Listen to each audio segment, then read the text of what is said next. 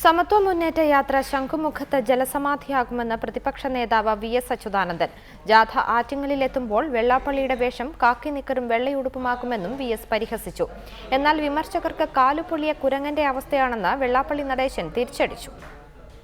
ആറ്റിങ്ങലെത്തുമ്പോഴേക്ക് mister നടേശന്റെ രൂപം നിക്കറും വെള്ളയുടുപ്പുമായിരിക്കുമെന്ന് നിങ്ങൾ മനസ്സിലാക്കിക്കൊള്ളണം. ശംഖുമുഖത്ത് വന്ന ആ സംഘം,